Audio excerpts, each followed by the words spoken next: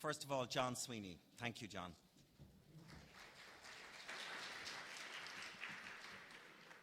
Thank you, Stan. Good morning. Yep, this is the hard session. The bad news is I'm going to be talking about the labour market. And I want to my main message is that I can stand that on its head. To talk about the Irish labour market and the deep structural changes that are happening is really good news for this sector. It was Michael, your General Secretary, who spoke of FET being at the heart of the regeneration of the Irish economy. Well, I actually believe there's a good empirical foundation for that statement. I've noted in previous years, working for the National Economic and Social Council, how at all sorts of coalitions and fora discussing economic development, the only educational partner present was from the higher education sector. And I've often wondered, where are, in the old days, the VECs, where today are the ETBs? And I think that is beginning to change. And the sort of trends I want to look with you at are about just how deep these changes are and what an opportunity they're providing to your sector to bring in really capable, bright people who currently are not being served well by going to higher education immediately. Making your sector more inclusive in a sense of embracing students and learners of a higher ability. But more importantly, that the types of employment position being created in large numbers in the economy are where you are most best placed and situated to address. So hence the title of the address, raising the status, well, of the sector. Yes, the labour market is an ally, not a problem. It's not altogether evident that an economy that's becoming steadily more knowledge-intensive and innovative requires large numbers of people who don't have to be educated to level 7 or higher. And there's a huge and deep conviction in Ireland that the path to a satisfying job, to a satisfying career, is through higher education. But it's the strategy for further education training, its emphasis. So if that is true, your sector is left with the residual role. Let's face it, it has been a residual role to now. You can either provide training for what are largely low-paid jobs or help people, principally through the PLC, to take a more roundabout progression route into higher education. Now, they're both very important objectives. But what's really good to see in the strategy is its emphasis on strengthening the role of your sector as routing people directly to quality employment through levels 5 and 6, as Fiona has mentioned. Its role in your role in developing new apprenticeships and other combinations of dual education. Your role in developing career pathways that link what you provide with specific mobility across the economy and up the economy. And the role of your sector in providing lifelong opportunities to people in work, both those in work who didn't complete secondary school, and those in work who are graduates and who need to add to their inventory of skills and knowledge in order to remain employable and earning at a decent level. I want quickly to share 4 sets of observations with you.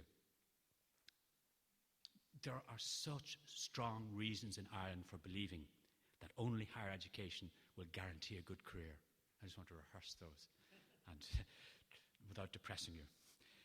Before moving on, hoping to raise your energy by saying, hang on, there are also reasons why past performance is no guarantee of future returns, where higher enrolments, enrolling greater numbers in higher education for the Irish economy are involved. Thirdly, and this is the main thing I want to share with you, so I must get to quickly, what are the labour market developments that support a much stronger role for your sector? And then, in what time is available, just some brief conclusions. Grounds for believing that a higher education will be essential to a good job in the Irish economy. In the first place, that's what's been happening. These figures appear actually in the further education and training strategy itself. It's how we regularly report on occupational projections. And you see, these are figures I've put together myself from different reports. The proportion of jobs in the Irish economy held by people with a third level education was 14% in 1997. It is now 46%. That's a phenomenal increase. And what's more, the extrapolations suggest it's going to keep going that way. These are the figures that appear in the FET strategy. The growth in employment to 2020 is here in thousands. 160 more jobs in 2020 will require a third level education. Only 44 will require further education and training. 57% of the growth in jobs will require a third level education.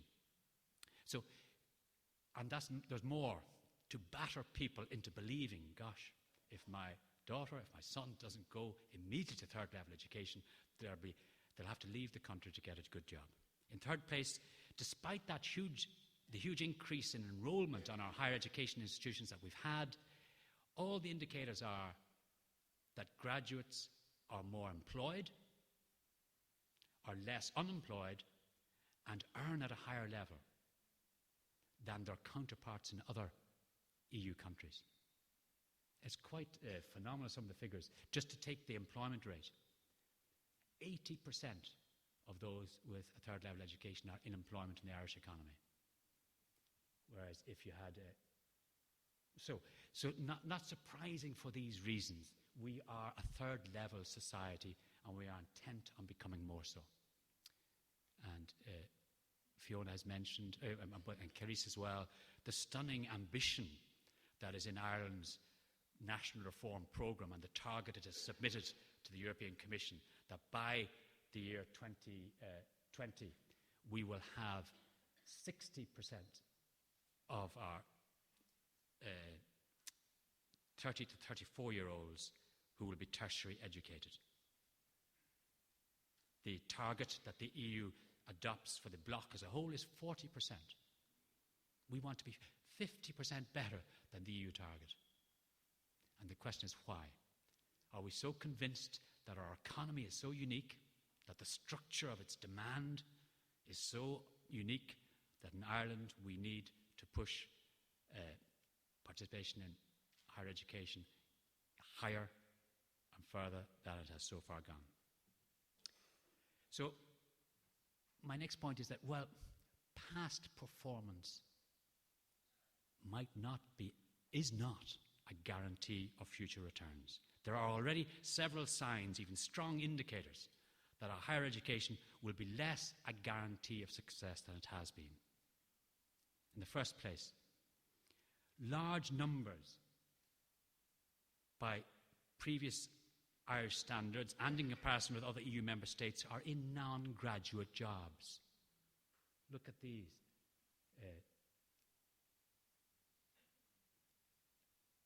46% of total employment in Ireland is held by graduates against a European Union 15 average of 33. Taking the two examples of elementary occupations, traditionally the ones that require least qualifications of all, 15% of those in such jobs in Ireland have a tertiary education, as against 6% in the EU 15. Take service and sales workers, 29% of those in service and sales occupations have a third level education in Ireland, as against 15 in Europe. More spicily, we see from the National Skills Bulletins that the proportion of our waiters and waitresses who are graduates now stands at 31%. There are other signs that past performance is going to be no guarantee of future return. The inequality in what graduates earn, so take graduate earnings as a group, the inequality among them has widened and is one of the widest in the OECD. The proportion of people at work in jobs for which they consider themselves overqualified is the fourth highest in the industrialized world of 24 countries for which the OECD had figures. I know you won't be able to read the small print there, but the important thing is to know is that to be at the bottom of this is a bad thing. It means that the dark blue, that you have the highest instance of people. And this is not just self-reporting, but based on a quite sophisticated measure of being overskilled for your work or overqualified for it. We're fourth from the bottom.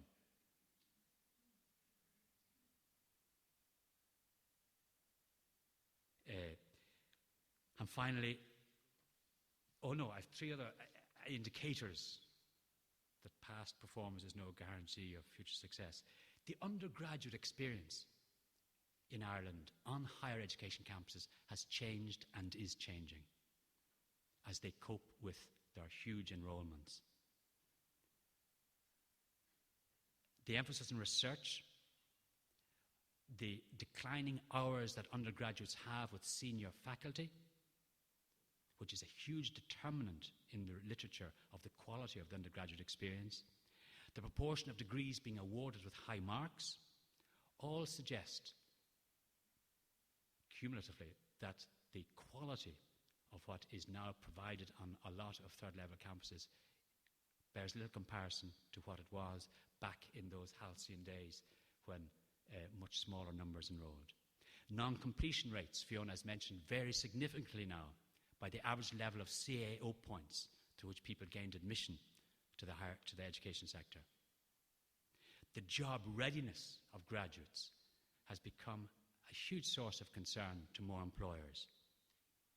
A surprising number express impatience that graduates, quote, don't know how things work, and it takes us another year or two to get them job ready. And graduate placement programs now in companies, graduate placement programs for those who've done their 4 years and have an honours degree can last up to 18 months. Now, I instance all those not, believe me, to damn the higher education sector. I instance them to show opportunity to the further education and training sector. Without a doubt, there are a significant number of young people now feeling they should enroll, if at all possible, immediately for third level after completing their leaving certificate, who would be much better served if they entered quality further education and training provision and postponed until later the decision whether or not to acquire a third level qualification. I like a lot, to summarise this point, the very strong words the City and Guilds have used, reflecting on a situation in Britain that's not, I think, as out of proportion as ours is in Ireland. But even in Britain, they believe that the promise in terms of career and earnings of a third level education has been overhyped. As they put it, society has essentially misled young people. Poor guidance, they say, affects young people of all abilities, those going into third level, as well as those seeking alternatives to immediate entry to third level. The young have been led to believe that because most graduates secured high-skilled training in the past, when there were far fewer graduates, and because the average pay of graduates later on is significantly higher than average pay in the past, skewed by high earnings of some in certain occupations, they would be foolish not to take a degree. So, I'm a bit countercultural on this, I know, but the warning lights are flashing that the ability employers need, the ability of the economy, and what young people think a higher education might copper fasten for them is no longer at all as strong as it used to be. I want quickly now to look at, this is the good news stories.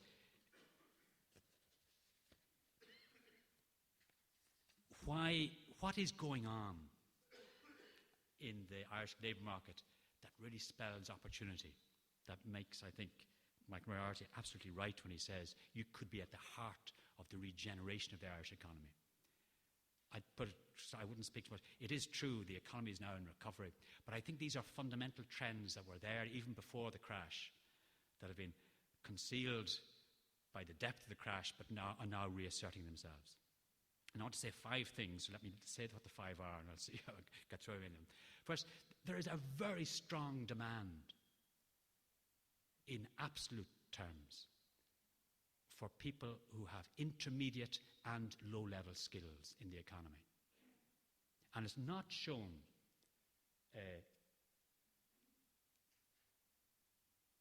by the traditional way we look at occupational projections in the Irish economy. It is shown in the approach that CEDEFOP takes at the European Union level.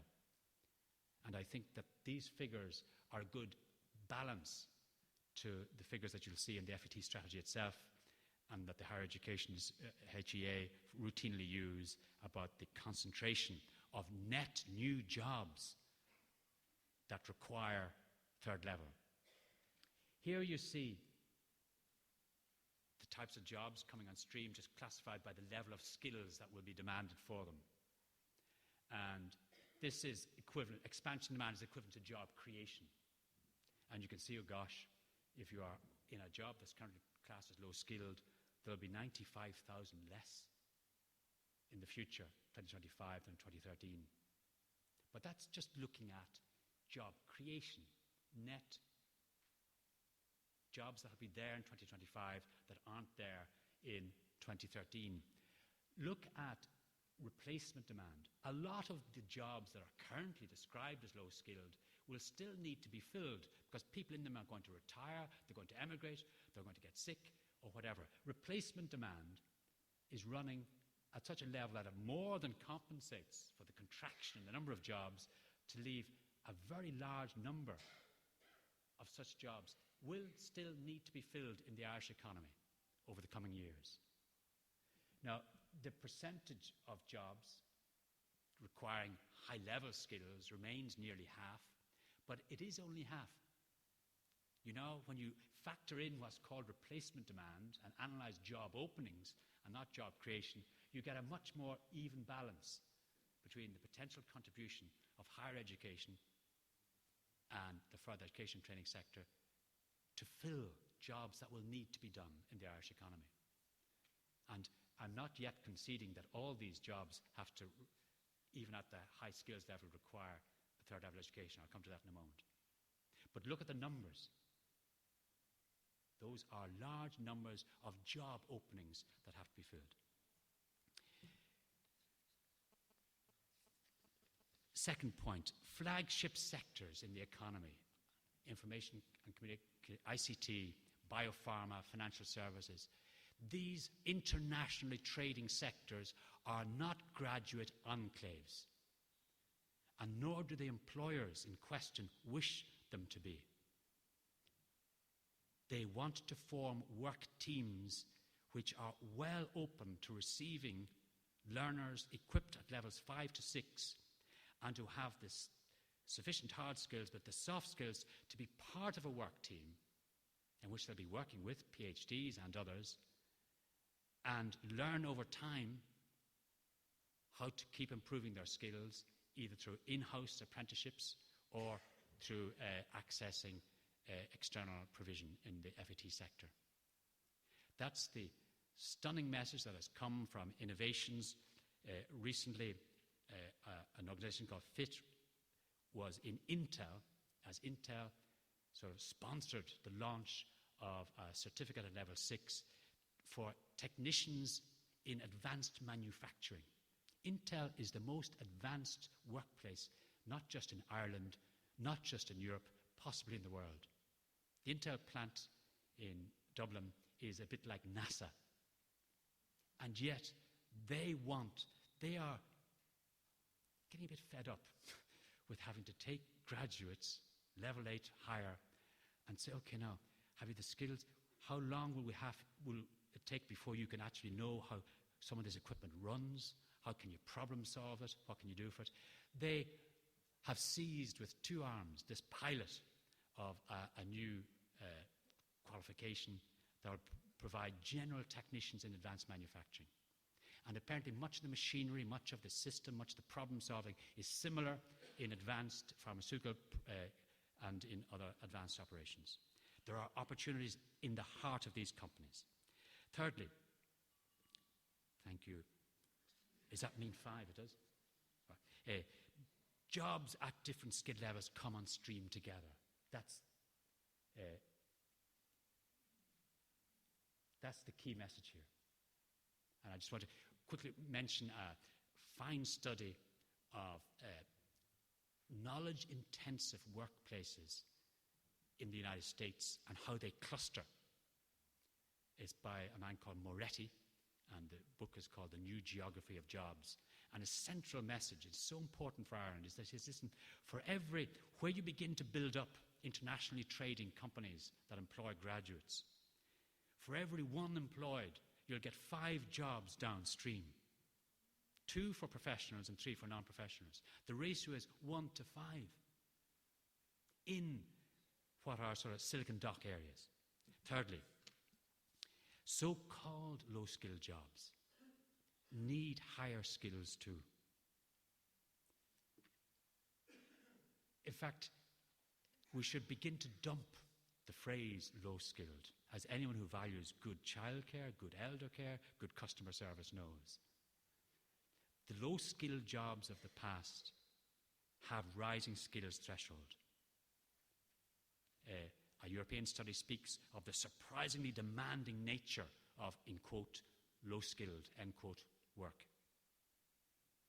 And much of that skills threshold is made up of soft skills. And in the words of a McKinsey report, ensuring people seeking these jobs have the required soft skills is hard work. It's not a matter of just adding modules on communications or personal effectiveness. It's a matter of saying, are there ways of assessing these? And is attaining a satisfactory level in these actually a prerequisite of getting the qualification? So there's a lot of work to be done there in actually ensuring that soft skills aren't a soft option or a soft module, but are something that actually deliver. And final point on this emerging market trend, and it takes up Moretti's point in The New Geography of Jobs, dynamic regions. And ETBs now, you speak and you're involved in regional skills forum, are those that upgrade the quality of employment at every level. And I'm delighted with the just published Enterprise 2025 strategy of the Department of Jobs, Enterprise and Innovation, because it's very strong on just this element. It speaks of the insistence that in the employment-intensive, primarily locally trading sectors of the economy, their productivity, their quality is hugely part of the ability to make regions attractive to inward companies and mobile, high-skilled workers. They speak of the interdependence between placemaking, making the region an attractive area in which to live, and enterprise development. And there's no greater invitation I see coming to the ETBs to play your full part in the regional skills fora than is in that Enterprise 2025 strategy. I'll have to kick for touch and just say, what will be the first? Let me just draw one strong conclusion. And it comes back to where I started, that, this, if it is true, your sector can be at the heart of driving the quality, the dynamic, resilient regional economies that we need in Ireland, it will be because higher education and further education is more and more thought of as a spectrum of services meeting the needs of the same population. Whereas, of course, you have developed as a residual sector serving a minority population. The new skills strategy, I hope, will no longer just speak of one step up, the NFQ, and that there'll be public support for any student that enrolls in a program that's going to bring them one step up. People need one step down. The CEO of a very successful coffee chain is a graduate in legal and commercial studies. But until he did a training course as a barista, he didn't discover his vocation in life. And he now heads a 3 million business that is fast developing across the country. One step down can be as important as one step up. Step sideways. Later in life, more graduates will need to come back to you. So let me end up by saying, you are really at the top table. At long last, FET is being looked at by more employers as a real important source for them of the type of worker that they're looking for, and above all, that this may be a sector that can respond more quickly and efficiently than has been the case with the higher education sector. Listen, thanks very much.